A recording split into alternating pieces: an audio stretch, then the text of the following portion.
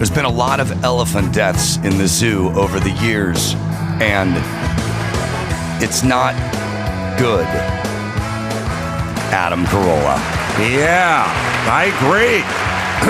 Somebody, I got to dedicate a halftime show to elephant deaths because somebody's got to say something. But in a gentle way, in an orb. Yes, in an orb. Yeah, get it on, man. What's going on, Gina Grad? Hello. And Bald Brian. Somebody has to say something, and that somebody is me. The fuck is wrong with everybody? These are adults. These are adults, everybody. Did you ever think adults would be this fucking stupid or vacant or whatever? Is it all just weird narcissism? When we were kids, adults just had the answers. What they said was fact, and it was the law. You just abided by it. But what's up with the proclamations? Adults just either did something or they didn't do it. They didn't go, here's who I am. In this house, love is welcome. Love. That's my rule. Right. And robbers, if that's a sign in your yard. You fucking blowhard douchebag. Like, what is up? What happened to adults? Ugh. Everyone got cute. That's like a very cute sign, a very cute slogan. I think we just got cute. I always said that. I hearken back to little bits and pieces, like when that crazy Asian doctor man was being pulled off an airplane. What are you doing to him? What's going on? What's going on? It's like a woman in the back yelling, what's going on? You have a guy in a windbreaker that says security on it arguing with a guy to leave the plane for 40 minutes. There's only so many routes this could go down. At some point, they take him physically off the plane, and then you shout to the heavens, what's happening? Yeah. Do you guys remember being kids and the first time, maybe it wasn't a kid, maybe it was a teenager, when you realize, oh, this adult doesn't know what they're talking about? Or this adult is like completely wrong moment, on this thing. I'll give you an example. Yes. I was a little kid, and I was like this is going to shock you. I was a point shitter, and I was big into like stupid trivia as like a little kid, like 6 or 7. Wow. And a friend of my parents goes, oh, Brian, you like facts and trivia? And I'm like, yeah, I do. He goes, well, did you know the cheetah is the fastest animal on earth? And I go, well, actually, it's a bird called the swift. It's far faster than the cheetah. Cheetah's the fastest land animal. But he was shocked. Yeah, I'm trying to think. I didn't get any facts, wisdom, or conversations from my mom or my dad, but I got a lot of being coached up from other people's parents. Yeah. And so that was a big young man, march yourself. I remember lots of I remember stealing. I remember trying to get some apricots from the tree of Dorothy Gravitch and her coming outside and seeing me, 4 feet from the street onto her property with the tree. It's also, could you imagine a young kid, a 9-year-old kid in your neighborhood who is clearly being neglected by his own family, trying to climb your tree and picking food off it, and you came out and what's going on? What's going on? Not in a million years. Crazy, animated, angry. What's happening? I was the neighbor kid who was trying. I did a fair amount of neighborhood eating from the abundant apricot trees. The Valley had many more. The Valley was an orchard for a long period of time, and there's lots of plum and apricot trees.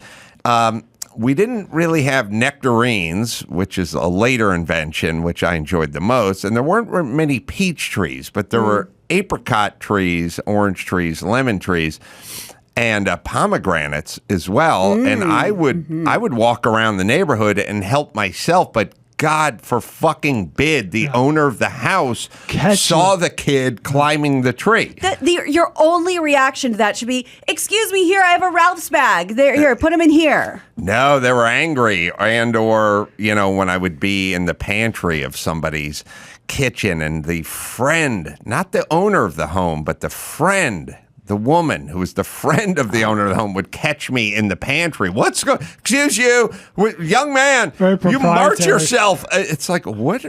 There are the 2,000 rules that don't seem to exist anymore. Anyone who has a fruit tree knows most of that goes to waste. What are you going to Yes. make 11 apricot pies? Yeah. It's all on the ground Yeah, rotting. exactly. Squirrels are constantly. It didn't matter. They were in charge, and that was their opportunity to flex their muscle. Dawson, let's not forget, that was awesome. That was very Oh good. my God. Although that fucking song sucks so badly. That song does a lot of rhyming itself with itself. Like, I gotta do it my way, but I'm saying no way. Oh, it's like, yeah, it's that's not a rhyme. Oh. And then what happens when you do that? So Loverboy has 3 hits. This is one of them. You're forced to then play this hunk of rotting shit for perpetuity. Every time you go out and do a show, you must play Turn Me Loose, even though it's horrible. And then when it comes to radio and you're scheduling a rock block weekend on the local classic rocker, yeah. and Loverboy comes up on the schedule, you're like, Wow. okay, well, fuck. Do I do 2 or all 3 songs? Well, wait, there's 3. I can only think of Working for the Weekend.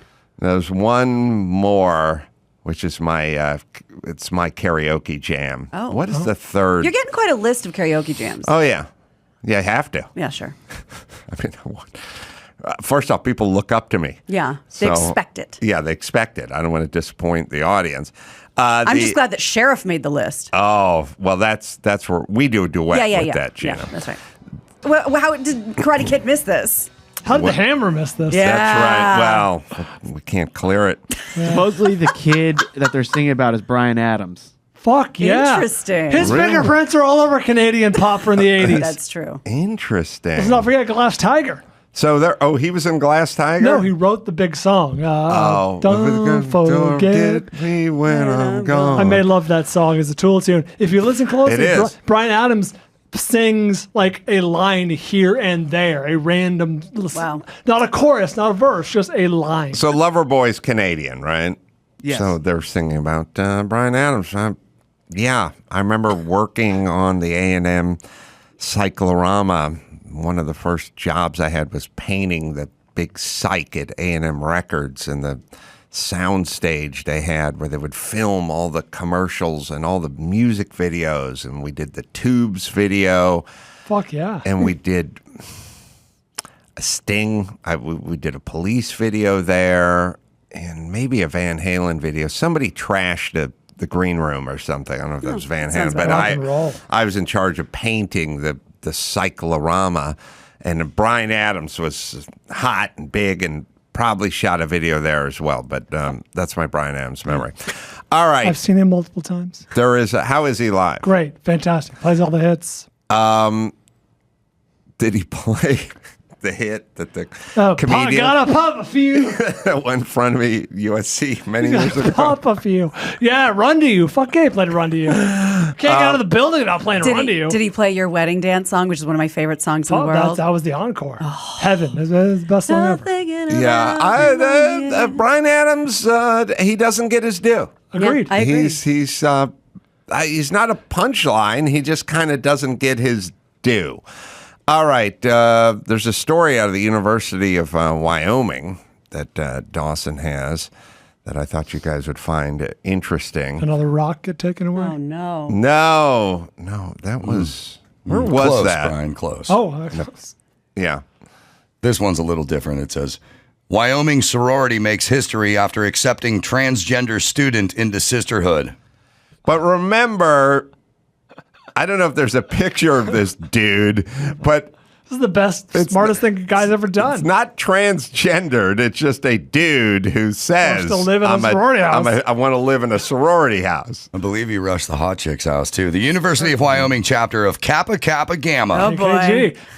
has made history by becoming the first in the school's history to accept a transgender student into its sisterhood. Artemis Langford, Stop it. a biological male who identifies as female, was welcomed. Kind of looks like a female. Yeah, sure. Welcomed in by the Sisters of KKG. Very and Daria. will have full privileges to participate in all activities that were once only for biologically female students, according to the Branding Iron, the school's student publication. It's called the branding iron? It's Wyoming, man. They got to Racist. brand cows. Oh, okay. I feel so glad to be in a place that I think not only shares my values, but to be in a sisterhood of awesome women that want to make history. Langford talking said. about the proclamations, shared values. I'm still unclear what my values are. I don't share values. Time's running out, dude. I need to figure out what my values are. Pay your fucking taxes and shut the fuck up and counts. bring up your dog. Pick up your dog poo. Yeah. This is all good. Is that Good campaign. Shared? Okay, Yeah. we all share. We all share us. Then we share my values. Good.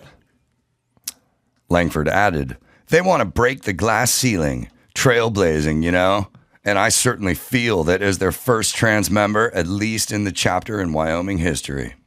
The allowance of a biological male into the sisterhood is permitted by the National KKG Guide for Supporting Our LBGT QA members from 2021 through guidelines handed down by the National Panhellenic Council in 2018. Kappa Gamma Gamma is a single gender organization comprised of women and individuals who identify as women, whose governing documents do not discriminate in membership selection except by requiring good scholarship and ethical character. All chapters are expected to adhere to these documents. The directive regarding future members reads, Langford still has to be accepted into KKG by a majority vote, the report noted. Our Greek life here on campus, and I think nationwide as well, offers so many resources and so many opportunities, and I'm really glad that people can partake in that and be welcomed and not afraid that they'll be rejected, Langford said. The newest member recognizes the history being made with KKG, as well as the toll it might take. By the way, it's all dogs at the airport, everybody. This is history. It's history slope. now. It shall be commonplace in 10 minutes. This is the new world order. Now it's on. And who wouldn't want to join a sorority as a dude? Well, and that's the thing. Like, I'm just judging from that picture. That's really all we have to go on. And a couple quotes. I believe this person is genuine, but I see what you're saying, that we're about to kick the door open to the disingenuous. It always starts as genuine. That's the way the system starts. If you actually require a dog to travel, then we're on the honor system, and then at some point, everyone, because all roads lead to narcissism, go, I want to travel with my dog for free, and now it's on. Sorry. That's good. She said some more stuff, but I found another article that says, oh, come on. The simple majority vote to get in it's is not gonna let me read it's it. a slippery Maybe slope. buy it. In our fraternity, we had a blackball system where if you didn't want, if we all voted, right, a guy getting in, one blackball, no big deal. The guy can be an asshole. If someone can be an asshole and vote a blackball. Two, you can't get in. Wow. Really? Yeah. Well, we'll No see. questions asked? No. Wow. We'll It's an see. anonymous vote. Yeah. I know there's something that always pops into my head, which is like, we're constantly talking about representation and we need equal representation. And now they've hired a new woman of color to be in charge of affirmative action for hockey or something. NHL has a new person because it's too white. To diversify. Yeah, They got to diversify. Good luck with hockey. Because everything needs to be, there's not enough women of color in this world. In the NHL. You know what I mean? And it's like, yeah, okay, they're not into it. Yeah, like if they're being held back, by all means. But if there's just who flocks to the sport. Well, that's the thing. That's the thing. And I always think to myself, LAX, security at LAX is predominantly African American, at least in my 20, 30 years of experience of going through LAX. You know, LA may be 13% African American or black, but LAX security is 86%. That's fine. I travel through it. You know what I mean? Like they do their job. Yeah. Is there an issue? Why? I'm fine with it. Do I need someone who looks like me to represent or something? It's not. It's just security. They're doing their job. For some reason, it's the way people settle. For some reason, there's a larger majority of a minority that works security at LAX. Okay? I'm going to Denver. I don't give a fuck. I'm just passing through. What is this thing? Sorry to interrupt. There's a really good documentary that came out a couple of years ago called The Donut King. Did you see it? No. It's basically like donut shops in LA, especially predominantly Asian owned, Asian Korean, employees, yeah. and they get into like, oh, here's how that started. It's like, Interesting. okay, well, that makes a lot of sense. It's the same thing with nail salons. And I can't, off the top of my head, I can't think of the actress, old-timey actress. You might know this story, who helped facilitate getting women from Vietnam here on a work visa It's to work basically to the do same nail thing. tech. Yeah, Agnes Moorehead. probably. No, I don't know, but yeah, it's, okay. So that's what they do. It's fine.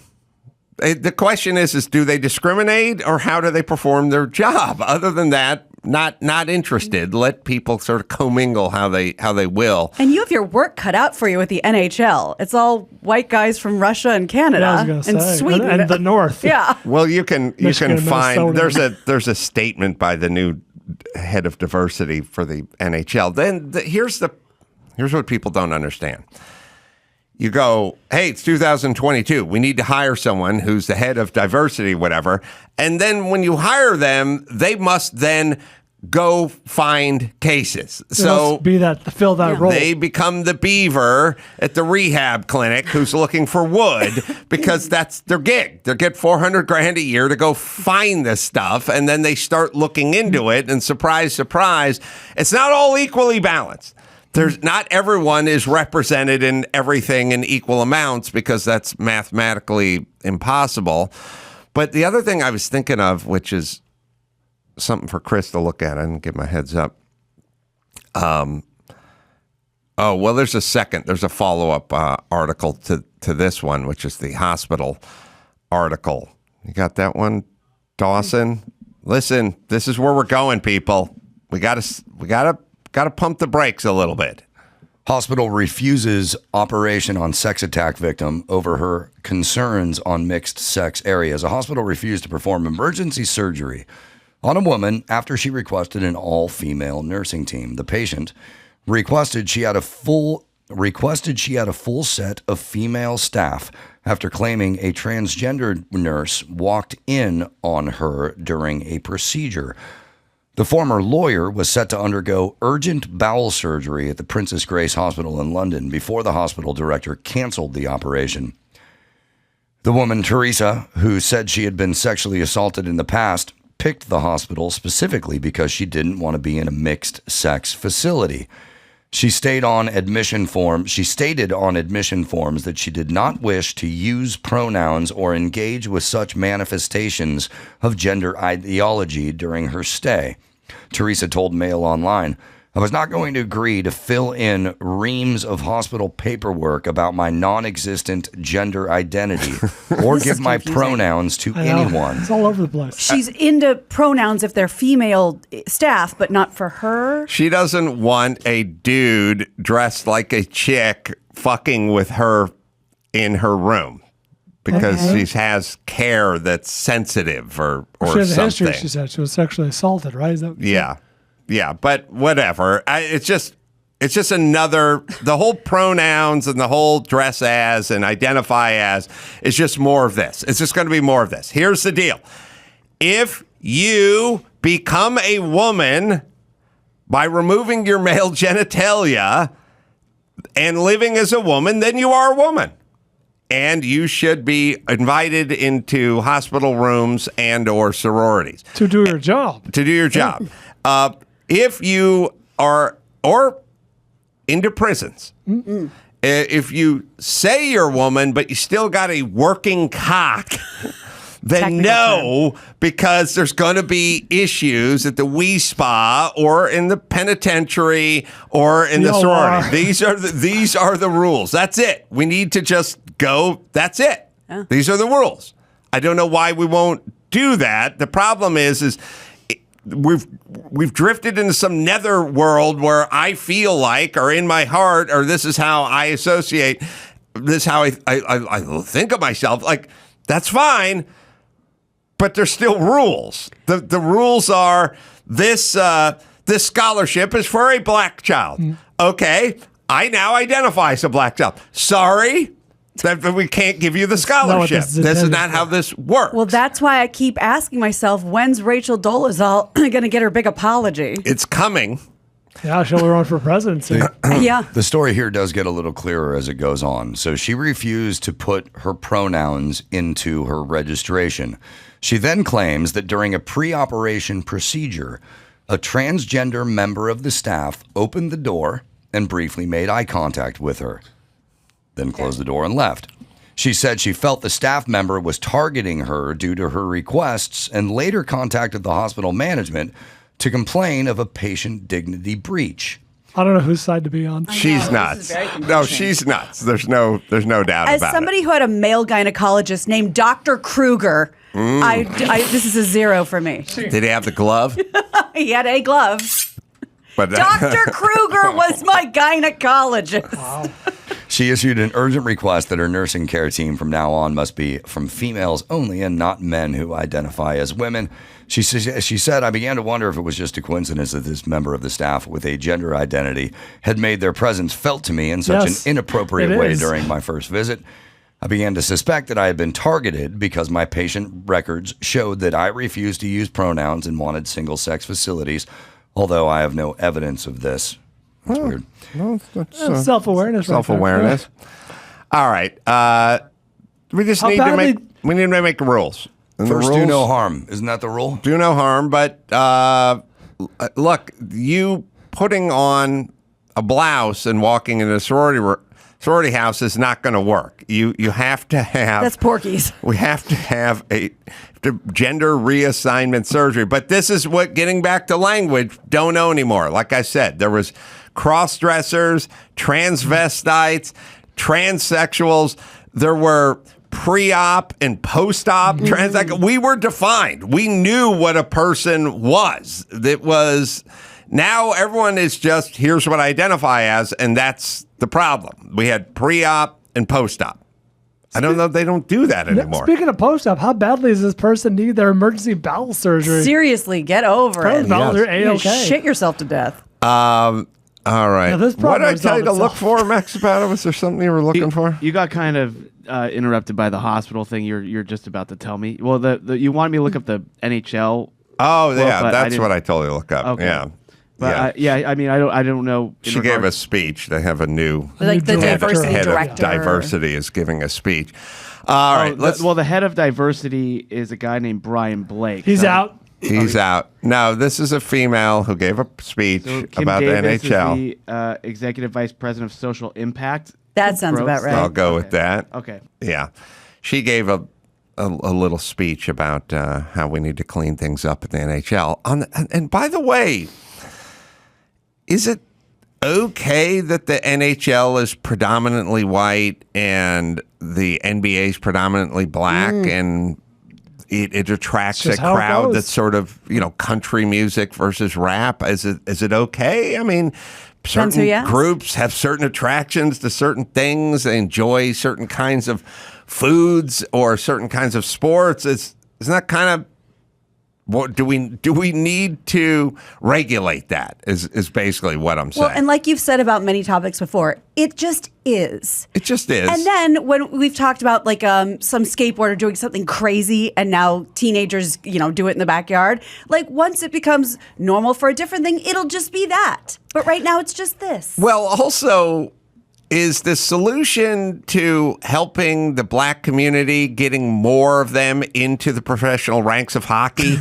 We're gonna find out. How impactful would that be? Or front office jobs? Oh, here she is. Yeah, she's pissed. She's got. It says that we are where we expected to be, but now we have the facts to back it up.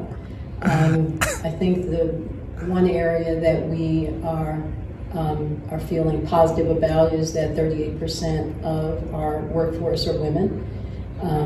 Women love hockey. Every woman I've ever been with never stops talking about hockey. I fucking love it, Gina. I know you're right in there. Huge fan. You're going to the Kings game tonight? Bailey, yeah. Having said that, we know we have work to do. There's a lot of work to do. She's got to do work. I think the thing that you should take away from the workforce study is that it is a progressive outlook on how you begin to manage your talent. And The guy next door is not buying it. Two white guys in their 60s just going, oh, fuck this bitch. Of our 4,200, approximately 4,200 employees across the league and the club, 67% of our employees participated in it, and this is how they self-identified. And we will take this benchmark every 2 years and measure our progress. I got to measure. That's enough. Yeah, if people that's how you end up with Kamala Harris as vice president, everyone. You go, we need to force more of these people into this place. If people are being held back, by all means, let's fix that. If it's a self-selecting sample, sprinkle the cookie crumbs where they may fall. I completely agree. I'll tell you,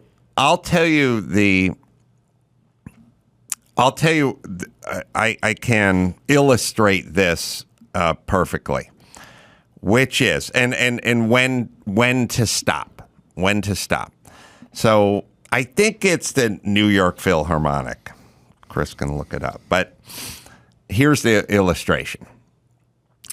They used to have tryouts, and the tryouts where whoever was judging was sitting there, and then the person who played the violin sat down and played the violin, and they judged. But then they decided that there's too many whites or Asians in the Philharmonic, so then they went to a blind judging thing, and you go, okay, so there's a curtain in between the two people, and the person comes in and tries out, and they try out. And then you go, I would go, well, I don't feel like that's necessary, but okay, good for you. Now you'll just go 100% on merit. Meritocracy. You will not know if it's a male or female or Asian or white or whatever. That did not give way to enough people of color playing the oboe.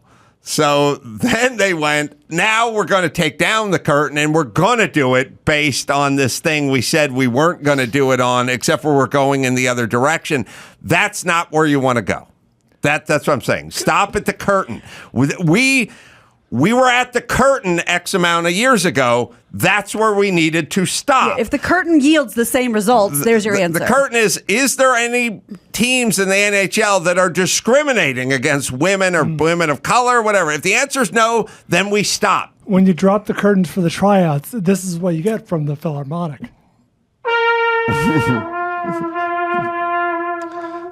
It's not up to standards. 86% of the conversations I've had with my dad over the past 30 years have been trumpet-based. Yeah. And this is the LA Philharmonic. Oh, yeah. This doesn't sound like the Philharmonic that I'm used to. If he ever made a nickel from playing the trumpet, then I could go, well, I don't like talking to him about the trumpet all the time, but guess who paid for the condo in Maui? Right. The one I like to hang at with the kids for 3 weeks during that trumpet bought that condo. Right.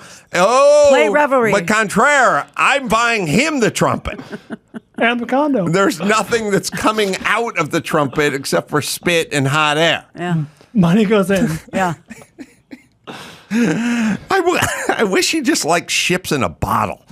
We could sit and talk about what kinds of ships and how he got them into the Quietly. bottle. All right.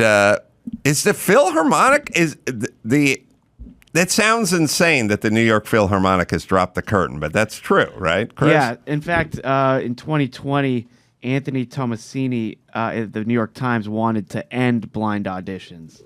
But there are stats that say blind auditions, the percentage of women in orchestras before blind auditions hovered under 6%.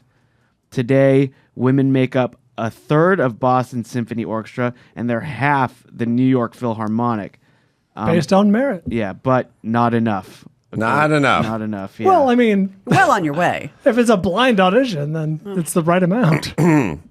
So somebody wants they want to drop the blind audition, but have they? No, and he says blind auditions are based on an appealing premise of pure meritocracy. That is appealing. That's super I love appealing. that premise. But An orchestra should be built from the very best players, period. But ask anyone in the field, and you'll learn that over the past century of increasingly professionalized training, there's come to be remarkably little difference between players at the top tier. There is an athletic component to playing an instrument, as with sprinters, gymnasts, and tennis pros. The basic level of technical skill among American instrumentalists has steadily risen. A typical orchestral audition might end up attracting dozens of people who are essentially indistinguishable in their musicianship and technique. So pick one. Yeah, Well, great. and maybe to us, but not the super trained ear. Right. All right, so that's the argument against it, but Okay. I know it's like, you want to live in a place that's a meritocracy? Yes, I fucking do. Could we get back to that? I like he acknowledges it is appealing. It definitely has its meritocracies have their moments. However, But overall, you don't want to live in that world because your airplane pilot or the right. guys on the basketball court that you're paid to watch, they could be the best. And then we got an issue. All right, let me tell you about Geico. Do you rent your home? Well, sure you do, one or the other. And you work hard. How about you bundle with Geico? Geico makes it easy to bundle your homeowners or renters insurance along with your auto policy. It's a good thing, too, because you already have so much to do around the house. So go to geico.com, get a quote, and see just how much you could be saving when you go with Geico. All right, we'll take a break. Kevin Nealon, one of my favorites, is going to be in here. Where is Kevin Nealon? Is he coming early? He was supposed to come early. I mean, he's coming straight from the airport, but I haven't heard from him yet, so maybe want to get a coffee or something. All right, we'll talk to Nealon. We got Rotten Tomatoes to play. I got Meghan Markle I want to get into. Oh, boy. She's, I think I have my least favorite people. She may be the leader in the clubhouse in the under 40 category. You know, you're not going to knock off Ellen or Joy Behar or something. This is my Rushmore. Right, but maybe in the under on her 40. way. Yeah. We'll talk about her right after this. Well, consider this your reminder to not wait until the last minute on getting your Halloween costumes. It's already been reported that this year's top costumes are based on Stranger Things, Elvis, and Top Gun. So we're going to offer a little more inspiration as we dedicate this round of the Rotten Tomatoes game to movies that won the Best Costume Design Oscar. Inspired. Actually nominated, excuse me. Okay. Oh, they won. Never mind. They won. I wasn't listening. I was thinking about Kevin Nealon and his elephant speech. Billy. I got to hear it, Chris. Nealon's coming. It's better when he's in the studio. Is it better? Is that too cruel? To the elephant, to Nealon. Zoo, but I am anti-inadequate zoo. And I just want what's best for Billy the elephant and not what's best for the LA Zoo. And it's, I feel that, you know, if an elephant has a choice to go to a habitat or a sanctuary, like the one down in Tennessee, I'm sure that they would take that in 1 second. From the history that we've understand about the LA County Zoo, it's not a great place for elephants. You look at all the elephants that have died there since 1975. That's 30 seconds. He's halfway done. The point is people don't know what a minute really is when you have to. Someone just puts a microphone in your hand. Vamp. Anyway, does it get better? Understand about the LA County Zoo, it's not a great place for elephants. You look at all the elephants that have died there since 1975, and it's not good.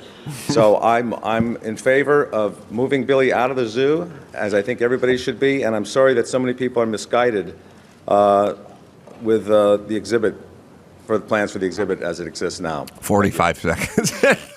I yield my time. I yield my 13 seconds. All right, sorry, go ahead. All right, our first movie is set in 180 AD, about a Roman general getting vengeance on a corrupt emperor after the murder of his family by becoming a gladiator. Yeah, sure. This one actually won Best Costume in 2000 AD. Best picture. Best Picture too? For sure. Nice. Along with Best Actor and Best Picture. Yeah, there it is. Are You Not Entertained? Starring Russell Crowe, Joaquin Phoenix, and Connie Nielsen. Joaquin Phoenix was great in this because it was like, is he gay or what's his thing? Commodus.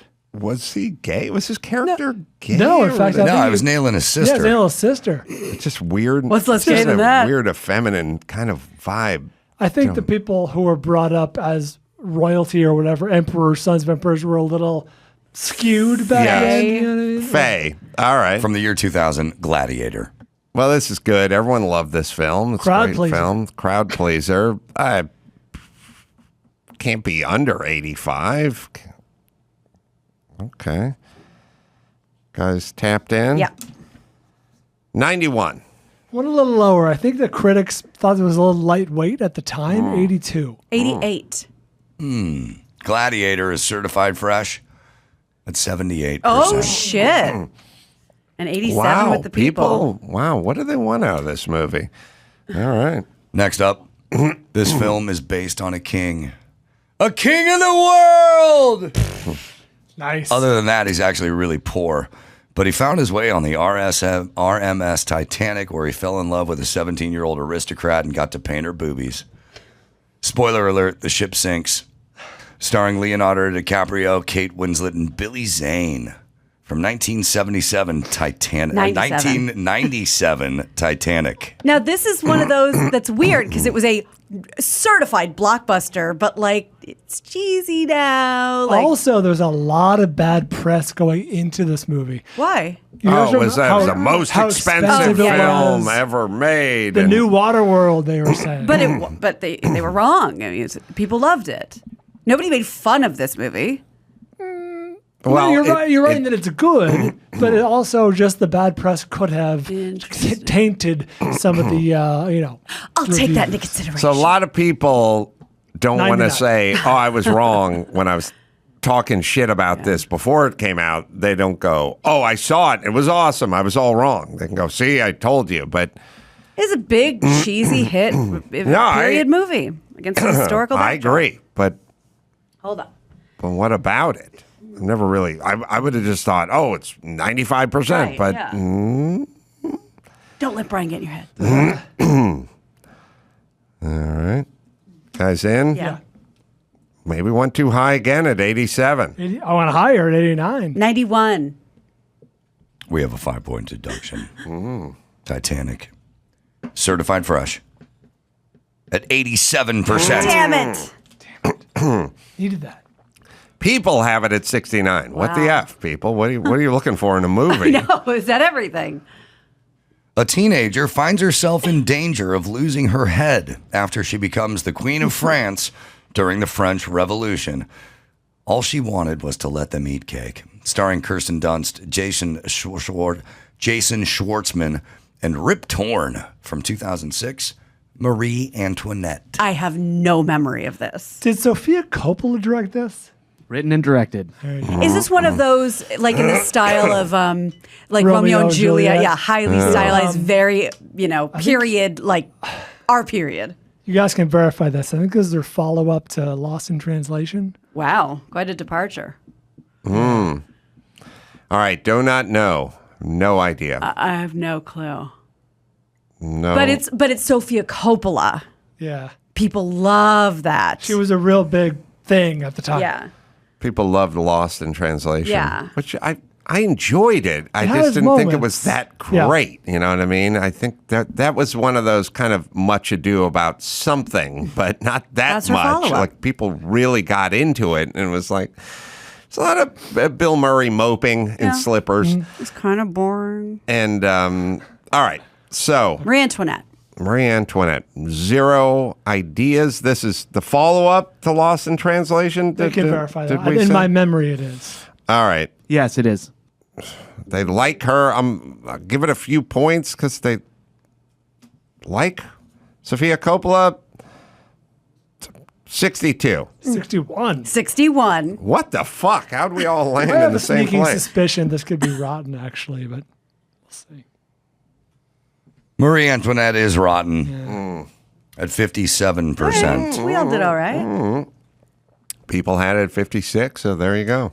Two murderesses find themselves fighting for the fame that will keep them from death row while awaiting trial during a 1920s jazz age. Oh, Ah, yeah. yes. Starring Catherine Zeta-Jones, Renee Zellweger, and Richard Gere from 2002, Chicago. Now, I know you might think I'm biased, but this movie was a fucking triumph. It is perfect from open to close. When you make a movie out of a musical, people like to shit on it because they're bad. This was fantastic. Never saw it. Oh, it's awesome. Not my genre, but I admit that is very good. I like Moulin Rouge. This is I think more you'll like this traditional, better. I think. Yeah, but it's just a very sexy, gritty, funny. It's great. All right. So Won you Best loved Picture it. that year. I would, and I remember Steve Martin made a joke about it at the Oscars, saying like that Weinstein, like whatever, underhanded tricked us again. He made a movie that everybody liked, and it was true. This is fantastic. Well, I appreciate your commentary because I have no fucking idea. One of the weaker years for the Oscars. This one. Oh, who was it again? What year is this? 02? 2002. Oh, it's All right. so good. One Best Picture. True. Strong women, good, but Great cast. Richard Gere, Catherine right. Zeta-Jones. I have no idea. So it was up against Lord of the Rings. Gangs of New York. Oh shit, that was a huge year. The Hours, which I never saw. Pianist. That was. I'll never watch that movie again. All right. No idea. So I'm going 85%. Hard to see a critic giving this a bad review. It's just really technically well done all around. So I went 94. Yeah, 91. Chicago, certified fresh at 86. Shocked that's not in the 90s. People had it 83. What do they so want? fucking It's just good. because you can't remake a musical without But they did it better. 14% of people shitting on it. Anne Rankin and Bebe Neuwirth, two amazing stars of Broadway, played these roles, and this was better. This is just a great movie. This next movie and last movie reminds us all that the higher we fly, the farther we can fall. A billionaire business tycoon attempts to maintain his legacy while suffering from his paralyzing phobias and depression. I love Finally this movie. saw this. I love it. Will he discover the way of the future? The way of the future? That's right. Or the way of the future? Starring Leonardo DiCaprio, Kate Blanchett, and Kate Beckinsale from 2004, The Aviator. I really like this movie. I love this movie. Lots to love. It happened on it the other day, and it was that scene where he went to meet the parents of Oh, Amy, no. That's Catch Me If You Can. Hepburn. Yeah, right, Catherine right. Hepburn's parents, and they reminded me of a rich version of my family where they wanted to, he would say like, I'm building an airplane for the Navy to intercept German submarines, and they'd go, Stephen built a birdhouse. You know what I mean? And it's like, that's how my family was. Like, and they wanted to talk. What books have you read lately? And they'd like, I'm design airplane. Nonsense. You should be reading books. They were all into the arts. Like, if people forget Intellectuals. these super fucking woke, blowhardy douchebags that inherit the earth now, they've been around for a long time. And you have this guy who's this genius who's trying to build a troop transport to fly over the U-boats or whatever, and they want to talk about Hemingway or something. It was a great scene where he went to go meet the parents, Hepburn's parents. This is a really good movie. I covers a lot of ground. It's got a lot of interesting. I mean, he's an insanely fascinating guy. Played really well. And where's the beef? But there's gonna be a beef. Like whether it's Titanic or The Aviator, what are you looking for in a movie? And then why did this not satisfy those requirements when you went to the movie theater, critic? That's a really good point. Everything about this movie is good, from the performances to the direction, Scorsese. The effects are good. The special effects. The scene where he crashes his plane and catches it on fire is fucking fantastic. What is there not to like about this movie? And we all love somebody like losing their mind. Yes. And there we go. All right, but there's long. going to be a percentage that gave it a thumbs down. And what percentage is that? You Close guys game. in? Yeah, I'm going to say that percent is 11%, and I'm giving it an 89. I'm too close. I need to get some points there at 88. 90. The Aviator, certified fresh at 86%. Oh my God. Picked up a point. All right. Well, 14% said. But how? Now, I don't. This is the part the part that vexes me with this whole thing is in order to be a thumbs up, in order to be non-Rotten Tomato, fresh, all you have to do is give. This movie needs to be a C. It's 60%. You just have to go 3 stars out of 5. It's above average. It was okay. I enjoyed parts of it. That's all. That's the threshold. And yet, for 14% of the critics, it did not make it there. But the audience has it at 79, which is what the fuck were you people wanting when you went to the theater? Good point. I think Brian's right. It was just long. It's a long movie. All right, we got some scores That's here. good. All right. First of all, Gina Grad. Yeah. Congratulations. Thank you. You made the podium. Oh, great. You got that 3rd 5 points? place. Yeah. All right. What? With a great score of 27. Solid Wow. for 3rd place. This game's going to be this is Good job. insane. Bald Brian. Oh, Whatever, dude. I needed that. Adam Carolla. Yeah. What a good effort from you. Yeah. Besting Gina by a solid 10 points. Yeoman-like. Adam 17. Carolla coming in with a score of 17. Woo. I don't think I beat that. But you also win. Yeah. Bald Brian gets 20. Wow. Wow. This game sucks. Everyone under 30. Not seen too much of that. And that's interesting because there are movies that win Best Costume Design that are shitty movies that don't get nominated for much else. Yeah, so true. these were all really strong movies. Speaking of which, do you think Hanks in that'd probably be makeup? Oh, for right? Tom Other Parker? than that, he's going to be completely ignored next Yeah. year. Oh, Colonel Brian, Tom? curious about. The makeup is really good, so Yeah. I could see that getting a nomination, but it's a long haul for that movie otherwise. I tapped out on it. I only watched like half of it. We're talking about Elvis? Yeah. Yeah, it's good. I thought it was good. All right, Kevin Nealon, one of my favorites, is coming in here, and we'll talk to him right after this. The Adam Carolla Show presents Kevin Nealon's birthday cocktail party for November 18th. Let's see who's invited. Just in time for the upcoming election, here's the inventor of the Gallup poll, George Gallup. The first American in space, Alan Shepard, is here. Let's welcome American rocker Hank Ballard. From the Staples singers, Purvis Staples. The author of The Handmaid's Tale, Margaret Atwood, is here.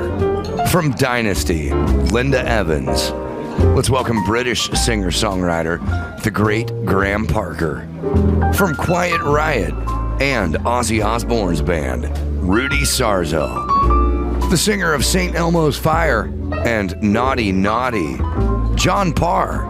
From the Houston Oilers, let's welcome Warren Moon. Pop singer Kim Wilde is here. From Metallica, Kirk Hammett. Wow, Owen Wilson is here. So is Megyn Kelly, David Ortiz, and happy birthday, Mickey Mouse. Kevin Nealon is on the Adam Carolla Show. Wow, you share a birthday with Graham Parker? Yeah. I fucking love Graham Parker. He's the best. He is the best. We used to celebrate our birthdays together, actually. You and Graham. Oh, man. We would be on the road in a bus. Oh, And my God. he'd pick me up in some remote town, and we'd just go out, and we would tear up the town. Even if we weren't in a town, we'd tear it up. You create a town and then destroy it. We would, yeah, exactly. That's exactly what we do. Now, I think Oprah is also on the list, but maybe I'm wrong. Ooh. Maybe I'm wrong. It's Stand funny. Yeah, well, They don't miss anything. If they're going to Graham Parker, then they must have. They probably know that. Oprah's yeah, not no, on it. they've turned January over every stone. 29th. Oh, see, I was close. I have celebrated my birthday with Owen Wilson before, though. Have you? Yeah. We always kind of get together for a drink, but I did have a party a couple years ago, and he came to that. Really? Yeah.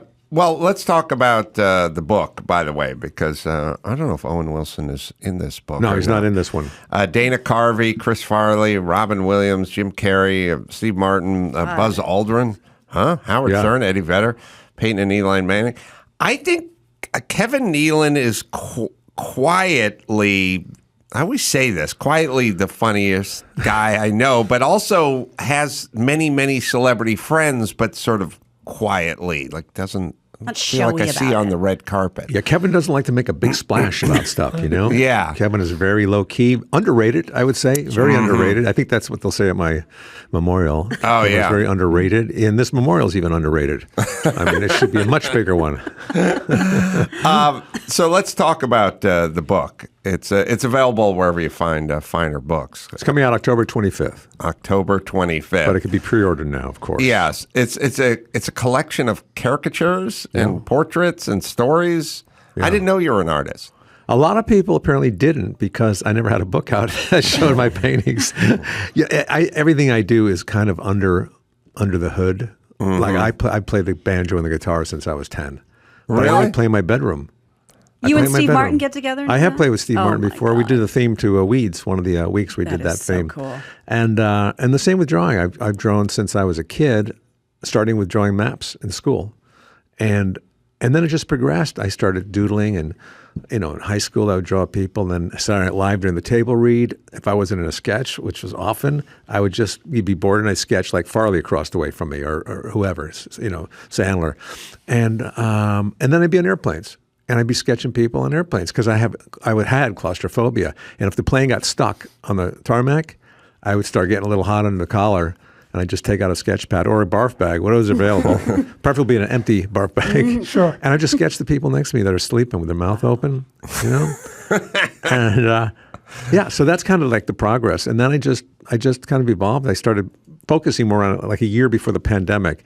I knew that was coming, so I wanted to make sure that I had something to do. And then I just took lessons from this guy in England for €500, 10 lessons. And Really? He kind of showed me the ins and outs of it. But I already kind of knew, and he was just kind of, reinforcing my. I will attempt to find it, but Kevin is 100% right, obviously. He's talking about himself. Went back in the radio show, 06, 07, somewhere around there. Kevin came in the morning, was hanging out for a couple segments, and when you left, there was a sketch of me on your notes, the paper right in front of you. I kept it, and I'll try and find it. It's worth a lot of money now. Probably is. Because paper's gone up in value.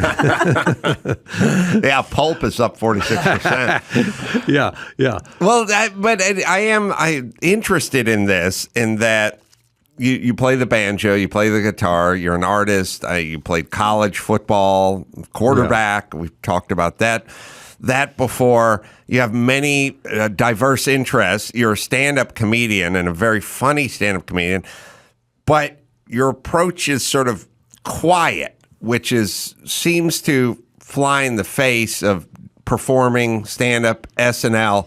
You know what I mean? Like there are guys like Kevin Hart, and that Kevin Hart's Kevin Hart. Yeah. He does stand-up, and you would think he would do stand-up because he's that guy. You know what I mean? But you don't. You feel sort of cerebral and physically and vocally. That's the entire spectrum of Kevin's. It's called being lazy. And not being energetic or ambitious. No, you're right. I've kind of taken not lackadaisical, but a very kind of calm, laid back, which is my personality. When I first started doing stand-up, I heard some old tapes that I found. It was kind of really laid back. Like, it was kind of like, read about these two guys that robbed a bank, and they pulled nylon stockings, over their heads so they wouldn't be recognized. Actually, they used pantyhose, so they'd walk really close together, But it was like that kind of energy. And then I started, like, over the years, I started adding more energy to it because I was reaching out to the crowd and bringing them in a little bit. And a friend of mine hadn't seen me in a long time, and he came to see me, and he goes, "Wow, you're like really like up the energy in your delivery." I said, "I guess I have, but it's evolved over time. I didn't really notice it." Did we?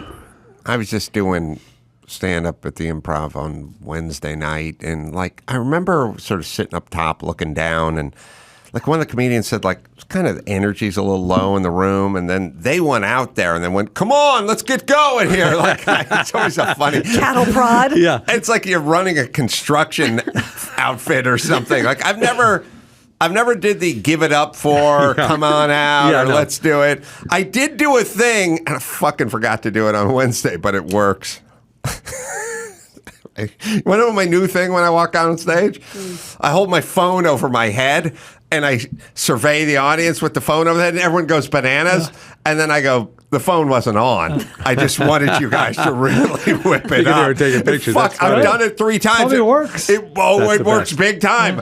Anybody who walks out on stage, just take your phone, hold it landscape. Ooh, do a selfie like I was behind you. They can't. Well, you can't let them see the screen. Oh yeah, no, that's right. As long as I Let me see this. do the selfie and do the That's a thing, great and I idea. walk on. I just hold it up on my head and I slowly scan. And as I scan, the section that I pointed to goes ballistic. That's the best. great. And then I just put the phone. That's the best. I don't have it on. I don't want it to ring or anything. You don't want to use the battery up. No. Here's the thing that I hate. You go to a comedy club somewhere and you get these sound guys that want to be doing wrestling shows or something, you know? And They want the song. I'm a right? little laid back, and they go, "Ladies and gentlemen, put your hands together for Carolla." And then the rap music, boom, bum, bum. And I get up there, I'm like, "Hey, man, how's it going, man? What's up?" Right. You know.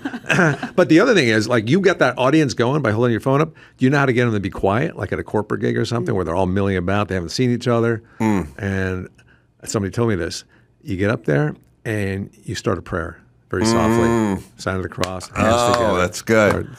Lord, That's Almighty, good. Heavenly Father. You know, and everybody just Stops eating. They sit down and they take their place. That's good.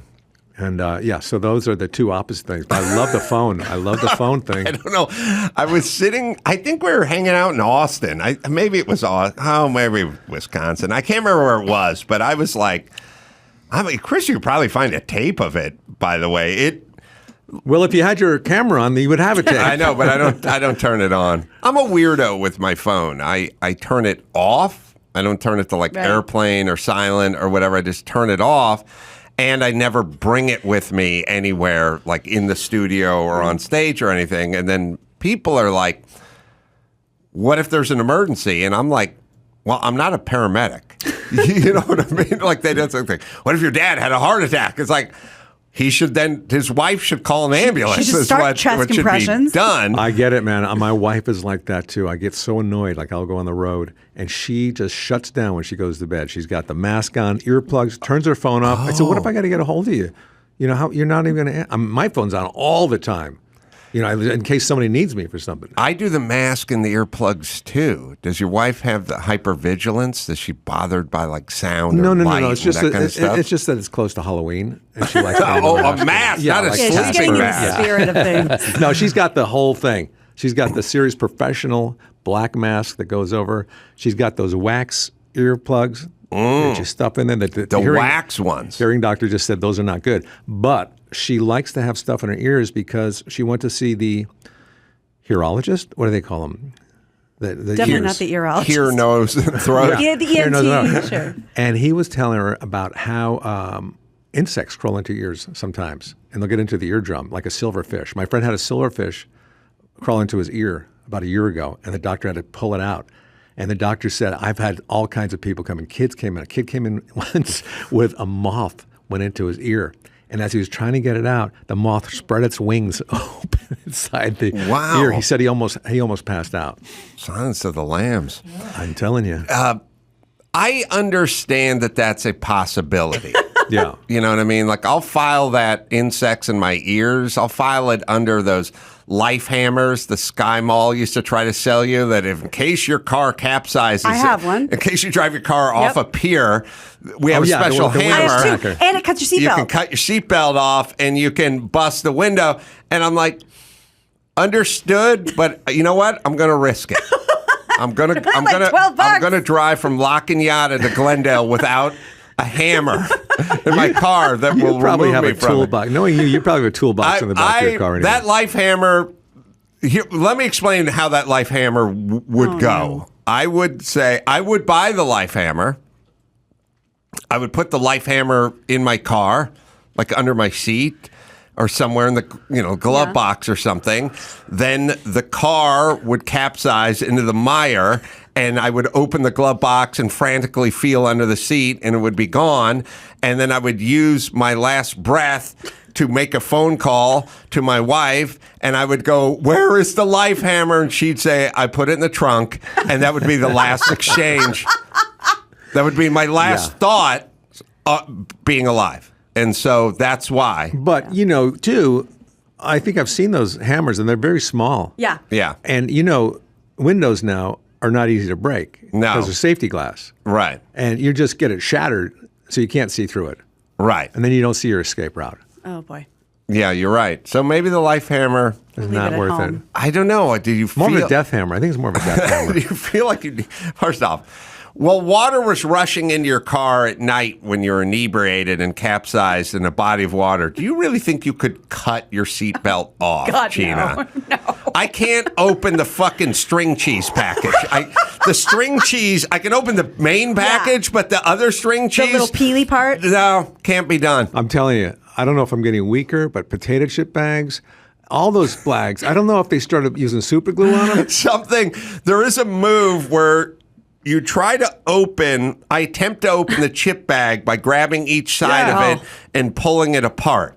And then at some point, you realize you don't have enough upper body to get into these lace-baked chips. And then at some point, you grit your teeth and you go, now I'm going for it. And you hit it hard, and there's no second gear.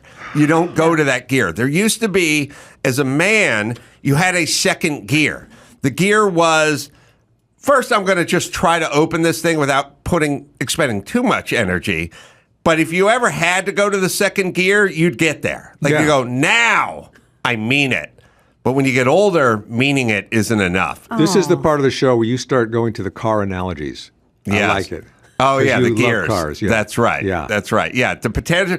And then you try really hard and it bursts open. Explodes. Well, what also, you get stuff at these electronic stores that they have them. The clamshell. Yeah, and they're just, you can't get those open. You need like scissors or those like plier cutters. Yeah, lineman dikes. Lineman dikes, that's what I was going to say. Yeah. Or diagonal cutters. Yeah. Or needle nose pliers. Yeah. We have a sketch that Kevin made of me when he came in here in 2013, so says Chris. Really? And why is this not framed and mounted on the wall Sketching it right then. somewhere? And we're in the same shirt. Where was this? This is at Riviera Golf Course. You guys did a live podcast there with Jim Kevin and Morrow Jim had See, that. that's what I used to do. That's right. I used to do that Charity kind of event. drawings. I wasn't totally committed to it. It's just quick. And now I put a lot of time into it. Mm-hmm. And you like the title of that book? Yes. I exaggerate. My Brushes with Fame. Yeah, my brushes. That's Brushes with Fame. How is I don't know. Well, let's see. There's Chris Farr. There's Robin Williams. I do a story about each person too. Yes. That's in the book, which is kind of fun because it kind of helps kind of make that character come alive. I don't know. I've never met Steve Martin, for instance. You haven't met him? I don't think so. He's got gray hair. Usually wears a white suit. Are these? Dana Carvey's a great. We're looking at a fantastic. great drawing of that. It's Dana Carvey. Yep. Did you find me walking out on stage, Chris? I'm pulling it right now. It's okay. a big clip, so I'm cutting it. This would be at the beginning part. I understand where it is, but the file, I have your whole show, so I have to cut a smaller version. I would judge the person who judged Dana Carvey if they said, "Oh, he's an asshole." I'd be like, I think there might be something wrong with you. He seems like the nicest guy ever. Can I say this? This is not connected to this, but it's an interesting time. There was a time when shit didn't exist. Like you'd go like, let's see some footage of you playing college football at quarterback. And you go, we didn't roll on it. Like, we don't have it. Now we have too much shit. That's true. So now I go, could you pull the clip of the whatever? The fucking file's 300 hours long. I can't find that 20 seconds in the whatever. It's like we have too much footage. I think every now. second has been recorded, and, since they came out with this stuff. And in the future, there'll be no question about any kind of historical event because it'll be on every single phone. Yeah. Everything anybody's done. But it hasn't stopped us from fudging whatever event happened or misinterpreting or giving our take on whatever's happened. And it hasn't put a dent in crime. Remember, like when you were a kid, you'd go, I wish we had a camera. You would have known. I would tell you, you would be apologizing to me if we were filming this thing, whatever. Every doorbell's a camera now. Every convenience store where a guy reaches across the counter and starts just smacking someone on the head with a ball peen or a life hammer. Every single one of us has. They're all there. I know. The person who walks in knows they're being filmed. During the pandemic, we binge watched so much TV. We had to resort to binge watching our Ring doorbell. Oh man! rough. Our FedEx guy was hilarious. UPS guy, not so much. But yeah, I mean, everybody's got it. And you know, you ever do this? You walk into like a Target or Walmart, and you're not going to steal anything, but you kind of look around where the cameras are, just to kind of see, and they're everywhere. They're everywhere, and they've not put a dent in preventing any of the crime. How do you we know thought that? it was I mean, gonna don't we catch people because they're on camera?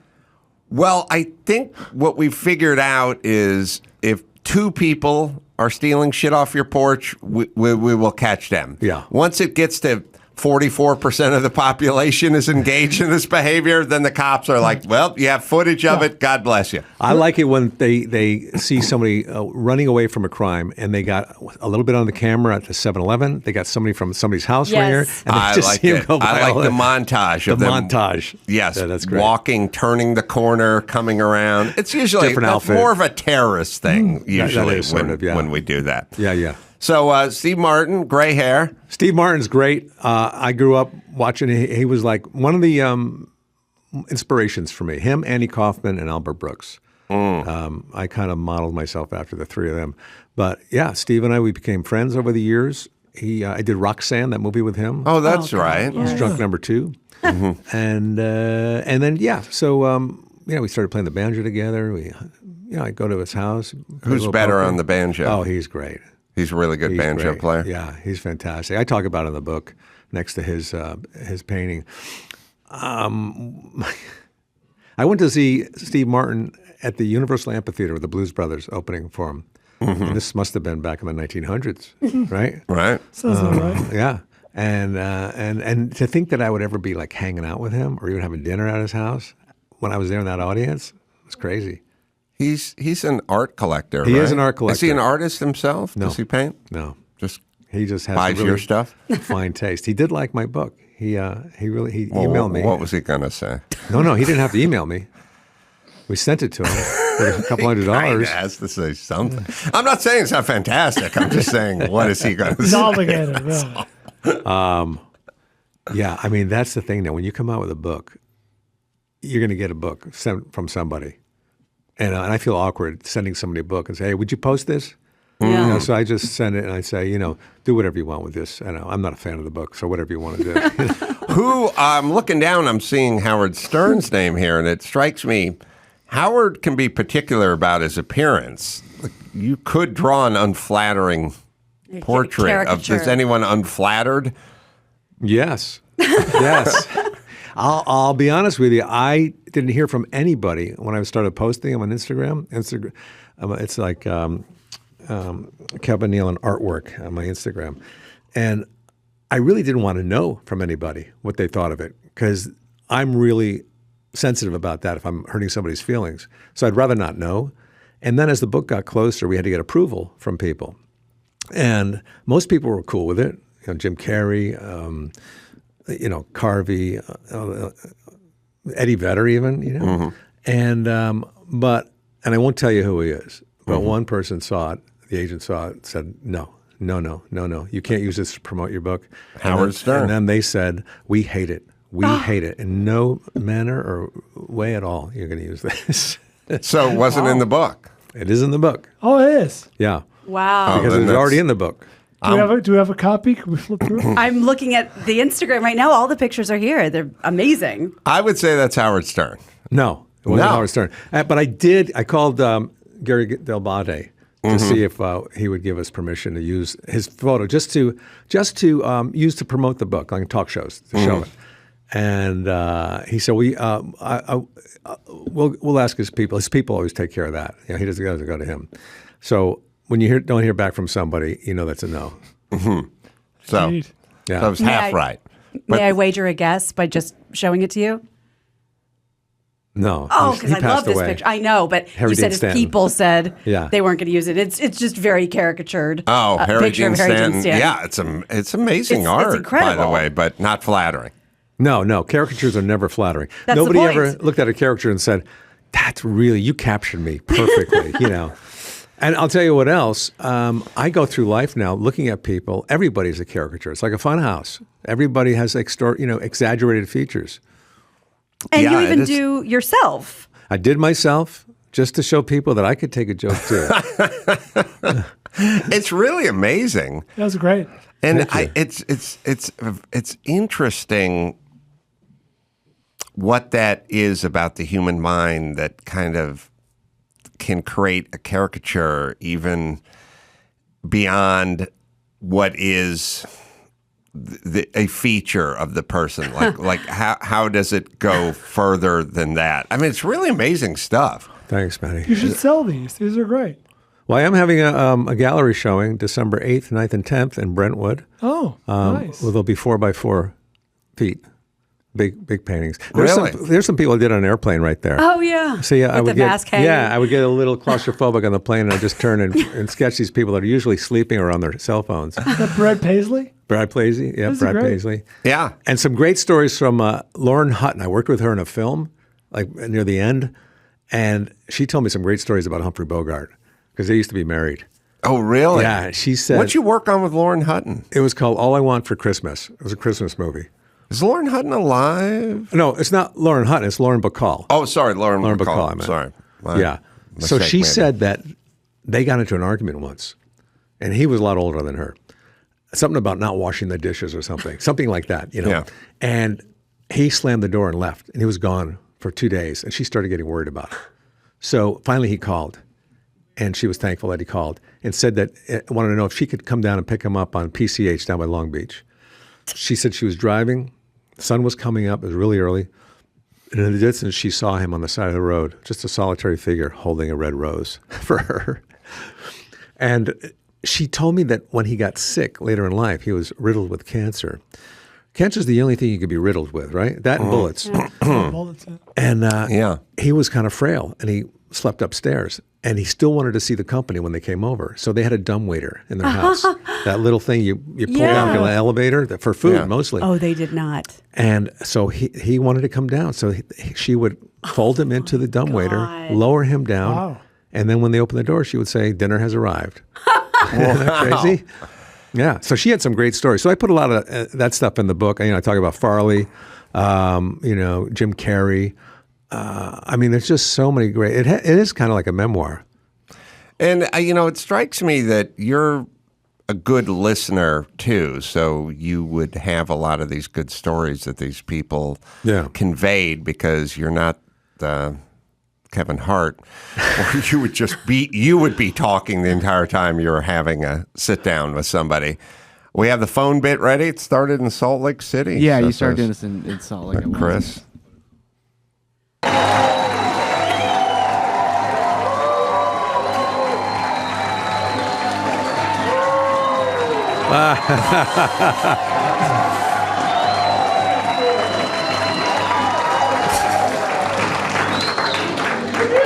Pantomime. It's a good bit.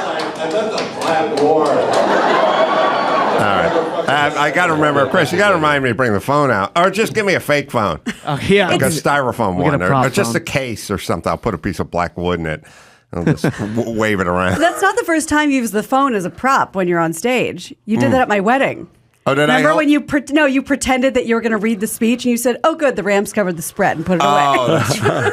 I forgot about that. The best is when you left your phone on by accident and somebody calls you while you're on stage, and then you take the call in front of the audience. yeah. Yeah, I'm kind of at work now, hon. Yeah. No, it's I'm talking to some people here. Do you go out on stage with your phone? Yeah. But Sometimes.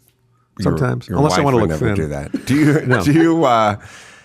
Do you take it personally that your wife shuts the phone and puts on the eye mask and tunes out you and the world? I sort of did, but not anymore because I realized if I was in trouble, I have 911, and hopefully they're not with the mask and the earplugs. But it would be nice to be able to call and get a hold of somebody. But now my son's old enough where I can call him, and get through. But I've never needed that. I've never needed to get through. Yeah. But like I said, I'm there. I'm always there. My phone is on. I leave it on at night, so it rings, and I'm good to go. Don't you feel some anxiety like going to bed at night with the phone on that it misdials someone wrong number, text from AT&T or something at 4 a.m? No, I don't worry about that. But it reminds me of I did a radio show once, these young jockeys, and they have my phone number.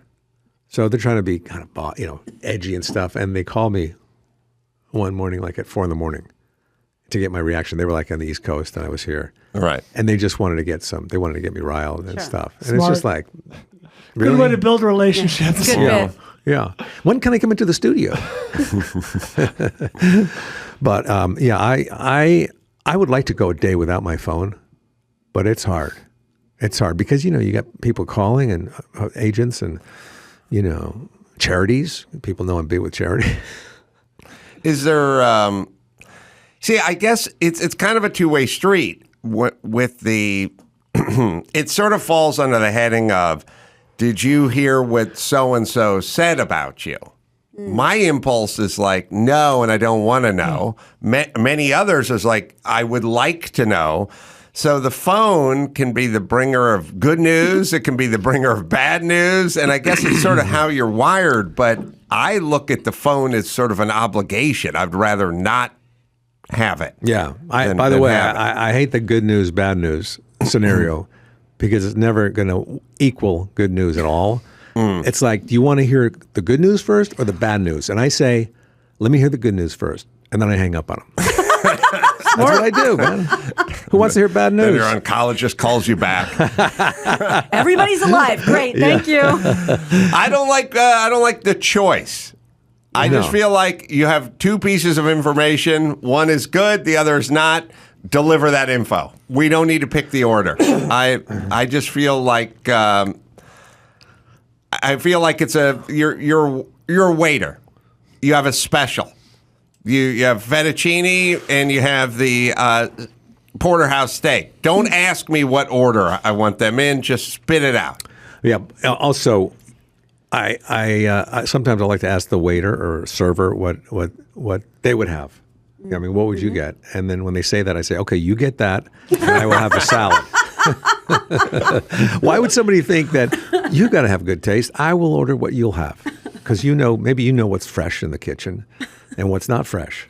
Well, there is. I've noticed that the waiters or waitresses, they will never poo-poo something that they're serving, but they'll make a noise or they'll have a face or they'll do some delicate version of not my favorite, Right. I mean, if I had a choice between the two, probably the sirloin, but only because so many people want the other one, Or they'll just the sweeping genre. Well, I don't like salmon. Yeah, so- right. That's a polite way. Yeah. All right, shall we take a break? We got the news to do. Kevin's going to hang with us, and we'll do that right after this. Well, former Trump advisor Steve Bannon has been sentenced to 4 months in prison, ordered to pay a $6,500 fine for his contempt of Congress conviction. If you haven't been following this closely, let me just kind of give you the broad strokes. Bannon was found guilty of contempt over the summer after he reportedly ignored a subpoena from the House committee investigating the January 6 attacks at the Capitol. The judge allowed Bannon to remain free pending his appeal. If he chooses not to appeal or loses the appeal, he will be expected to surrender by November 15th.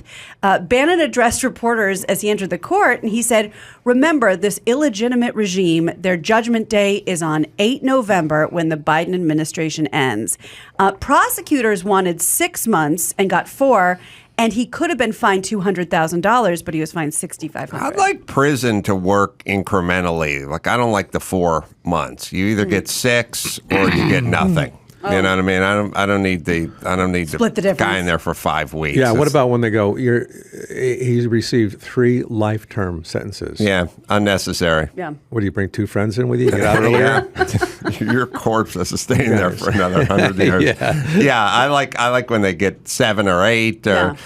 They should just go, we're going to give you 1. I know you killed 10 people, but we're just going to give you the 1 life sentence, and it was the one who we like the most, who's now dead. Potential. Sorry, grieving families. Do you want to didn't do make the 10 cut. years in this prison over here, or do you want to do 1 year at Rikers? What would you like? That'd be a good choice. Didn't they give Kiefer Sutherland that kind of choice? Remember, it was like a shorter term at Twin Towers in downtown Los Angeles or a longer term in like Pasadena. Remember White that? collar crime kind of thing? Yeah. I don't remember that. Because I feel like the Twin Towers is like more overcrowded and it's like scarier. I don't think I'm making this up from whole cloth. Steve Bannon's a guy you should do a caricature of. I feel like yeah, that would yeah. not be Already flattering because Yeah. he is there now. He is a caricature. Yeah, once the pen fires up. Yeah, you know what? And just in general, he's got 7 to 9 years, but with the 60% sentencing clause, he only has to do 60% of the 70. Let's just give a number. We'll stick to it. And with good behavior and good hair, Yeah. he'll be out in 2. And by the way, let's just assume the behavior. You know what I mean? Yeah. Like the good behavior. Oh, so you didn't stab a guard, Yeah. so now you're going to get out Yeah, 3 that's right. years earlier? It's like when somebody is mean all the time and just not a nice person, but then when they're nice, 1 second, everybody gets excited. Hey, he was really nice to me. He's got that side of him. Yeah. No, he's a mean guy. He's acting like a decent person. Yeah. Yeah. I don't accept a lot of excuses for mean people is, well, that guy's miserable. Yeah. It's just like, It's not fine. a bad day. Yeah, fine. Understood. He's miserable, but now he's making everyone No. around him Go be miserable. miserable at home. So knock it off. One time there was this woman in line at Starbucks, and I guess I didn't see her, and I went up to the thing. She was like, "Excuse me, I'm in line," and then she got kind of ornery, and I said to her on the way out, I said, "I'm sorry you're having a bad day. I am too." He goes, "No, I'm not having a bad day. I'm not having a bad day." Boy. So I don't take that approach anymore. You don't. No, I don't fall into that trap. No. No. Can't tell anyone what kind of day. No, I just push them aside and walk over them. That's good. Yeah. With my chai latte. And when you're tall, you can do that. Yeah. Just step right over them. I had a makeup artist ask me yesterday. They do a lot of having a good day, and I don't really have much to compare most days to, other than the day before, the day after. They're all sort of basically the same. Yeah. But I always say good. You know, I don't like when the people do the I'm okay. You know what I mean? Like just say doing great, Fishing. Yeah. fantastic. How The about worst you? is when you go to somebody, how you doing today? We'll see. We'll see. Or, or if you ask anybody over 70 how they're doing, you're getting into a whole medical don't conversation, ask. you know? Yeah, don't do that. Yeah, you want to stay away from the negative people. I like positive people. When I see an adult wearing braces, I smile. Because Yeah. no, I know they have hope for the There you go. future. There you Yeah. go. Mm-hmm. And, I mean, and no, Improving. mostly gay. If an adult male Is that true? wearing braces. I think you're just thinking of the movie Magnolia when William H. Macy's playing that. They're 42-year-old heterosexual dudes. You don't They're see it? done. They're done with their teeth out of high school. What about the Invisalign? Do you support that on people? the Invisalign? Is it called Invisalign? I think my kids have that, or at least my son You think does. your kids have it? Who I don't takes care know. of your kids? We got Nan. She takes them to the orthodontist and stuff. Yeah. I think my kids go to school. I'm not sure, but yeah, I think People they have do. this thing with work. I have to explain to many people in my life, I work like all day. Like I work, you know, like people they'll go like people had jobs when I was a kid, and there's no way I would have said to my dad in, 1977, hey, I have a high school baseball game at 1:30 in the afternoon. Could you swing by the high school? It'd be like, I wouldn't ask because he's at work. How would that happen? He has to go to work. People went to work. They came home at a certain time. I'm sort of that way too, but we've thrown the schedules out the windows. Like it's a sort of free-form schedule where they can just show up and be places and take the kid to the Invisalign. I say this sometimes in my act. I say, I bet I'd be a really good dad if I was home more with my kid. But I don't like that your kids aren't in erector sets. That's what you're supposed to be in when you're a teenager. It's a rite of Big, passage. giant braces. Yeah. That's what you have to have the bands. The rubber bands. Maybe some headgear. I don't know. Well, the headgear was always an interesting choice because we never I knew one kid couldn't with headgear. afford, straight teeth. But the choice was headset to school or headset at night. Yeah. I think that was it. And I've always thought it was interesting, the ones that chose the school headset versus the Sleeping. in your own bedroom headset. I guess they were, face sleepers or something. But there was a few of the headsets in my Did you ever, as a kid, did you sleep on your stomach? Yes. Me too. I used to stick my stomach, my head turned to the left, once in a while to the right, never directly into the pillow. Yeah. But now it's mostly I'm just a side sleeper. Are you? Yeah. Good. Because I get that sleep apnea if I'm on my back. I will definitely snore it up. Although I wish I was a back sleeper. That's the best way to sleep. That's the best. Except for you got to watch out for the spiders. They crawl in your ears. And your No, mouth. not in the ear, in the mouth. They say the average person, I think, consumes 6 spiders in their lifetime, just crawling in. Really? Yeah. I just do it all in the same night to get it over with. Home free for the rest of your life. Yep. Now I can sleep with my mouth open and not have a care in the world. Yeah. Jesus Christ! How many Really? insects do you think you've eaten, including apples, worms, and apples? Well, if you're going to include apple worm, now it's a completely different calculation. I don't think I've consumed any worms and apples, although I'm not a big apple guy. I got to be honest with you. But I took you for an apple guy, no? I'm a nectarine guy. Oh, nectarine, nice. Little citrusy stuff. Well, when we were younger. But I mean, insects ground up in food that I've eaten. It's endless. Hot It's got to dogs. be endless. Yeah. What is it that some kind of a color they put in something is made from some beetle, redness or something. But, when we were all like 18, 19, 20, and you went to Mexico, you got the tequila with a little worm at the bottom. And that was the thing to drink. That was your Drink goal. it and get the worm out of there. I never did that, but some people. I've done it. You have? Oh, yeah. All right, so there's some insects you got going in there. Is that an insect? A worm? No. It's A grub. It's a worm, but it's kind of a caterpillar.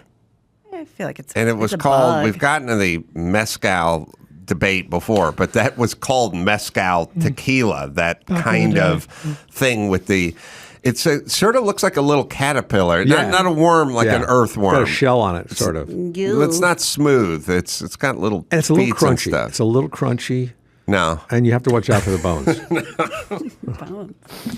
No, but yes, we used to go to Tijuana on a semi-regular basis, and we would get a bottle of that tequila, which I think was called mezcal tequila you're right. with the worm in the bottom of it. And then we would hang out in bars and strip clubs and stuff like that. You think it's bad for a person drinking the worm, but how do you think it is for the worm when the worm is going downstream and he sees teeth and a tongue getting ready to swallow him? Yeah, you should He's see the probably look wasted on my by then. worm's face. Is it? What is that worm? We say the worm, but it doesn't. Is it It's like a pupa. It doesn't really look like a worm, at least in the bottles that I've It's drank. old. It looks like it's been sitting in there for a long time, kind of crusty. Pickled. It looks like when gusano? you take it out and dry it out, a butterfly is going to jump out of it. It looks more like a cocoon. That's right. a magui worm? Oh, now it sounds good. Yeah. They and there's a lot of T-shirts that said like "I ate the worm" on it or whatever. Yeah. Speaking of eating, at the Unicorn Strip Club, strippers would come out and they'd put their foot up on the table, and guys would bury their face down in the stripper's foot? crotch. Oh. No. Oh, Eat a worm? Wow. Yeah, there was worm eating going on in that place. Yeah. Do you It's know I crazy. stayed at a hotel at a gig in San Diego? This hotel, I go into the room, I kid you not, there was a king-size bunk bed that was held up by chains. King-size bunk beds. And at the end of the bunk bed was a stripper pole. Wow. fun. And I can't imagine the parties that went on in that room before I got there. Anyway, I had 5 girls come up that night. And, You we had kind our of own have little to. party. Yeah. Sure. Yeah. Well, speaking of terrifying, It's a larva of a moth. Yeah. So it says, do you have a picture of that thing? See if it's the one I remember being Tijuana all those I years. think Sorry. we all have that same image in our mind. It's kind of a shell. I don't remember a shell. I remember like a small caterpillar is what I sort of... Larva is a great word for it. That's yeah. it's a baby bug, baby I feel like moth. there be... No, that's not the... That's not it. Well, there are a few, like a lot of bottles do it. Like it's just one brand. Is there a mezcal? Is there one called mezcal tequila? Anyway, sorry. Go ahead, Gina. All right. Well, speaking of terrifying things, this sounds funny, but once I show you the video, you'll get why they got theirs. 4 daycare workers at a facility in Mississippi have been fired and are facing possible jail time for this stupid prank where they put scream masks on and scare the little ones, like the toddlers. You can't do that. And I'm going to show you the video. It's actually heartbreaking because it kind of sounded funny, but it's not. A video inside the classroom shows the terrified children, estimated to be like 3 years old, frozen in fear, crying, screaming. The video went viral, and 4 women are now facing 3 counts of felony child abuse. Here's a clip from the daycare shown by Inside Edition. Daycare workers scaring toddlers with a scream mask. The little ones shrieking and crying in utter terror. The mother of this 2-year-old girl gave Inside Edition permission to show her face. It's heartbreaking. I'd be in prison if they did that to my stepson. Oh, you'd kill them. Yeah. Is that your camera, Adam? Yeah, I was filming it from the stage at Wise Guys. Nice. But they're absolutely frozen That's with not fear. right. Okay, let me say this about scaring people and or practical jokes. They have to have some angle that is clever. Right. You can't just I Terrorize. can't just call Chris and then go, "Hey man, bad news. I was just driving up the street and I saw your car was totaled out in the street." And then go, "Just kidding." Gotcha. But that's not really a thing. Yeah. It's same with the jumping out, like, somebody's Jump scares. walking around the Yes. corner and the house and boo, it's like, Oh, man. yeah, you got to have something a little more interesting. I'm guilty for that. I remember when I was a kid, at my friend's house, he had an older sister, and we were down the stairs down by the basement door, and there was a little alcove there, and he had her go down there to get something, and I had a mask on or something, one of those hats that pulled over the eye holes, and she got down there. I jumped out at her. I jumped at her. I didn't touch her. I just go, "Rah!" And she saw me, and she couldn't stop screaming. And it scared me. I took the hat off. I go, it's me. And she still couldn't stop screaming.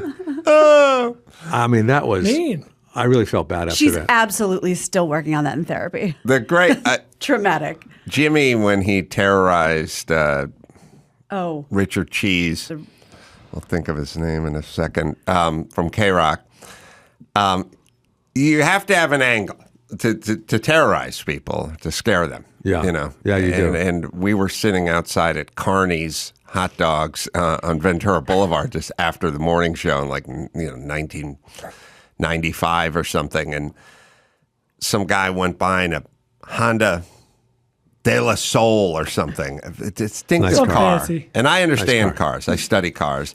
And then he cut a guy off in a big Cadillac, and the guy was just riding the horn the whole time as they passed by us. And I look at him and I go, "That's Richard Cheese. I know the guy's in that car." I go, "Jimmy, that guy, the horn that's just honking, that's the guy. I recognize that horn. From K-Rock. I know the guy who cut him off." And Jimmy's like, "Okay, good enough." And then Jimmy called him, Mark Davis, as the guy in the Cadillac who he cut off. He's like, "Hey, motherfucker, I know where you live." In his scariest voice. "You cut my shit off on Ventura Boulevard. You thought you're going to get away from me? I ain't done with you, bitch." And of course, he was locked in because who else could... There'd be no way. There's no possible way that this is anybody but the guy who he cut off on Ventura Boulevard who rode the horn 40 minutes earlier. Unless he had caller ID. It could be nobody else. And then he terrorized him for the next 2 weeks. Oh, my God. Yeah. He knew someone who worked for the DMV. He got his address. He's coming for him. It was awesome. It was awesome. The worst is when you hurt somebody. His roommate was Lightning, the producer. And Jimmy was like, "You cannot tell him. You fucking can't tell him it's me." But Lightning had to live with the guy. And every time Lightning came in, if he left the downstairs door deadbolt undone, he's like, "Lock the door, lock it. Who are you with? Who is it?" He was living with an insane paranoid guy. Yeah, you can't live like that. So he had to rat him out. He lasted a week or two, but eventually he had to say something because Lightning was going insane, living with a guy staring out of the window the whole time. Yeah, he lived in fear of that guy. Yeah. No, he was in a position where he could really be scared. You know, the roommate could just do all kinds of stuff. Did you hear something outside? Yeah. Did you lock the back door? Oh, he was nuts. But again, things have to live in some world. Just jumping out with the ski mask, it's not. No, it's I'm the same way. I don't like those slash movies where they jump out. I'd rather have the slow build, like The Exorcist, The Shining, whatever. The Shining. I also just the music stab and then show the cat. Yeah. That's not creative to me. It's called a jump scare. Yeah, it's a jump scare. It works. It also work if you have a VW bus and it backfires behind me. I will be scared. But that's not. That's not artistry. Yeah. It's not, you're Here's making the a thing film. that scared me the most in my life, and I did it to myself. My buddy Bill had a van that he redid. He had it painted. It was sitting in his backyard, and I had some smoke bombs. And he loved that van so much. And I put 2 smoke bombs under the van near the engine. Mm-hmm. And I forgot that smoke bombs, before they start smoking, they shoot out a flame like a torch. Mm-hmm. And I had it right under the engine, near the oil and all that stuff. And I'd never done a better acting job because I ran up there. I ran to his house. I said, Bill, your van's on fire. Your van's on fire. And he believed me, of course. And he went out there and but I was never so scared because I thought the thing was going to blow up. And it would have been my fault. I wouldn't have said anything, but it would have been my fault. I had a friend who was an artist. His name was Carl. He painted like you. Yeah. And I angered him once because I put firecrackers were fun, but firecrackers in a lemon that was on the ground, much better. I'd never heard of that. Much better. Just take that lemon, shove that firecracker into it. He was living in a guest house in Studio City, and I took the lemon, firecracker, and before I entered his guest house, I just lit it and rolled it in. And it blew up, but it shot pulp everywhere and ruined all his paintings. Oh no, the paintings. Yeah, it was like I was early money, like those climate activists who threw the soup on the Van Gogh. Yeah. I did that with Carl's paintings. Jesus. What a dick. What Carl could have been. Yeah. Well, if not for you and your goddamn lemons. He did. He paid me back because I was sitting doodling. Yeah. In class shortly thereafter, and I wrote this note about we have it somewhere. I was just sitting bored in Spanish class, and I was like doodling, and I wrote some long-winded note about what I wanted to do to my prom date, which was all just insane, just sitting in class. And I gave it to him, and he read it to her. Oh, man. And I said, that's the most humiliating thing. You know, I want to drink the sweet nectar of her vagine. You know, it's like, it was the most embarrassing. And he goes, yeah, well, you should have rolled a lemon into my plate and blow it up. And I was like, all right, I got it. All right, Kevin's got a heart out. Let's do half a more. Oh, well, because we're talking about this stuff, we have to talk about this. And Brian, maybe you have some clarity, even though I know it's not your genre. Please. Terrifier 2. This movie, starring this horrible character, Art the Clown, this sequel, is apparently making people throw up, making people pass out in the theater. And the director, Damien Leone, is loving it. He's like, we were just hoping people would be scared, but this is fantastic. Now there's a warning that comes up. Viewers who are faint of heart, prone to lightheadedness, have weak stomachs, are advised to take extreme caution. This is not new. No, but it's good. But because it comes back to William Castle, the films. There'll be EKG outside. There'll be a nurse stationed at the end of the aisle. And that's what I thought. And absolutely, and I'm sure people are making a big deal out of it, but apparently it's so grotesque. Just for grotesque, like horror porn. I heard people are being like. I heard it was sick. a cheap film. It's $250,000 to make. I'll show you 45 seconds of the trailer. Nothing really happens in the trailer. And I don't know what it is on Rotten Tomatoes, Chris. Terrifier 2. What it's I've seen made. Hannibal Lecter force a man to drink his own brain. That was the worst. I've seen a woman flayed alive. Yeah. So I realize that whatever you could think of has been done worse. Where do you live? He's in Valley Village. Wow.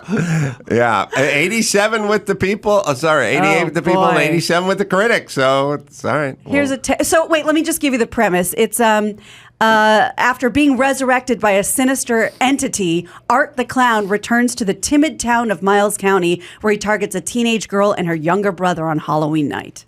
Environment. Yep. Speaking of surprises, kids, we have a very special guest with us today, all the way from Miles County. Please welcome Art the Clown.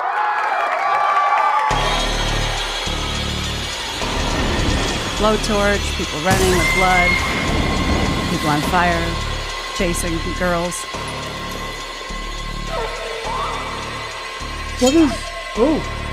What is the key objectionable content? Do you know? I've heard. I looked it up. And she's in a tank. Someone has half a face. A sledgehammer. Okay. So I've heard one of the most objectionable parts is apparently a girl is hanging upside down with her legs open, and he saws her in half, starting at the vagina. People really didn't like that. Oh, you always start at the forehead. You don't. I've seen Bone Tomahawk. This is the salad fork. This is the entree fork. Do not confuse the two. When you splay a woman, you start from the forehead and you move down. Just with a chainsaw, just the motion. This is manners. So much well more known. difficult. Would you saw a log from underneath the log, That'd or be would you insane. drop it on top? Let gravity do the work. Yeah, Right. it's common knowledge. That's how it works. Yeah. That's what I'm saying. There's victims' organs being pulled out. Somebody gets their brain yanked out, and people are upset. You know, Sounds like The Cell. but I don't know, whatever. I don't, first off, it's weird that there's a lot of people wear this genre just sort of out in the open. Like, I love this shit. I know. love this shit. Oh, I love pedophiles. I love misery. Like, I love seeing people being destroyed, in horrible, horrible ways. Like, and then it becomes a sort of weird badge of honor. Yeah. Like, oh, this is my genre. Faces of death. Yeah, I'm like, aren't you sort of saying something about yourself where you go, You're saying everything about yourself. I like seeing fellow humans destroyed with axes. That's what I enjoy. Yeah. This isn't, in porn, knock yourself out. You know what I mean? I like the Asians, or I like the big booty, or I like the big titties. Knock yourself out. But You know this what I is like a to do? genre where people are being put in wood chippers, and you enjoy it. Here's what I like to do. I like to go to a hardware store and ask them if they have a shovel that will dig shallow graves. Just shallow graves. That's all I want. Shallow shovel? Shallow shovel. Yeah. Oh, that's good. All right. Perfect. Yeah, Kevin's got a hard out, but I got a that's all right. plane- I got a plane to catch. We're bringing it home right now. Let's do it. I'm Gina Grad, and that's the news. In this house, love is welcome. Gina Grad. That was the news with Gina Grad. All right. Last but not least, there's the Jordan Harbinger show. All right, Kevin, you're making a flight. Yeah, I got to catch. Oh, okay. Well, it's a lot of controversy about whether you landed and were coming here. I landed and now I'm going. Oh, you came in? Yeah, I Oh, came that's for a lot this. of crazy flying. Thank Love you, you. Kevin Nealon. Well, for that, you get a plug, my friend. Great to see you. I Exaggerate.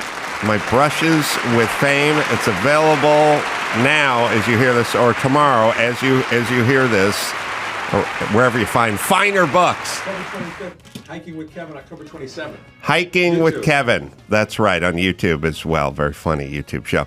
And live dates everywhere. Just, you can visit kevinnealon.com for the dates, and you can go to see us, Mic Drop Comedy, in San Diego, October 28th and 29th. Vegas coming up. Rialto Theater coming up in Tucson. Tempe coming up. Just go to adamcarolla.com for all that. And until next time, it's Adam Carolla for Gina Grad, Paul Bryan, and Kevin Nealon saying, Mahala.